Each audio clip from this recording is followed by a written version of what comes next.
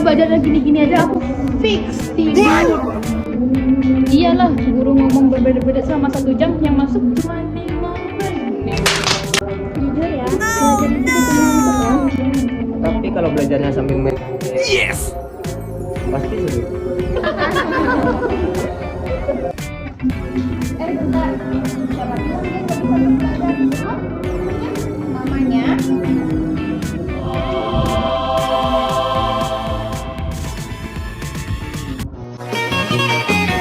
Halo semuanya. aku, Amanda Aulia Pratama.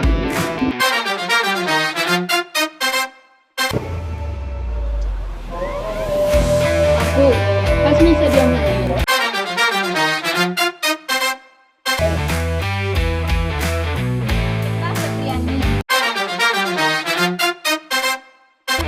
Kakak. Aku Zahra Nurisanti. Aku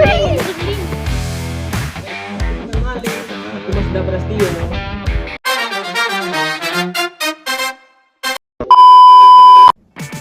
Coba jujur, kalau dengar kata game, yang kepikiran pasti cuma buat hiburan. Padahal, dalam dunia pendidikan, game bisa jadi media pembelajaran loh. Tapi jangan salah paham ya, game based learning bukan berarti guru nyuruh murid main Mobile Legends 1 jam. Bukan juga belajar sambil push rank ya. Jadi, yang dimaksud dengan games based learning adalah Metode pembelajaran yang menggunakan game sebagai media utamanya untuk penyampaian materi. Jadi, peserta didik belajar melalui games, bukan belajar setelah game. masih bingung. Kita kasih contoh. Ini tidak akan belajar ekonomi. Ya. Tapi kita hari ini tidak ada drama. Kita akan bermain game Warcraft. Suatu negara mengalami peningkatan PDB bukan bahwa apakah ada yang bisa menjawab? Baiklah, gimana? Menurut saya isinya C, PDB tidak berhubungan dengan pertumbuhan ekonomi. Oh.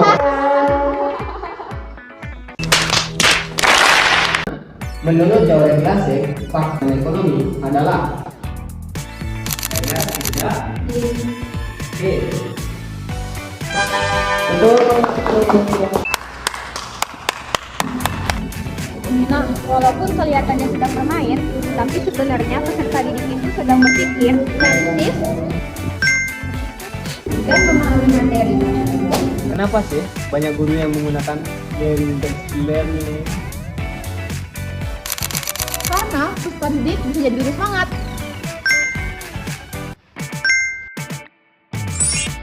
Belajar juga jadi nggak monoton. Yang biasanya cuma dengar penjelasan, sekarang jadi ikut berpikir.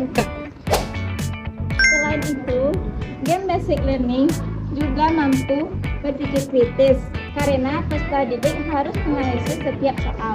Selain itu, peserta didik juga belajar bekerja sama, berkomunikasi, dan berani mengambil keputusan.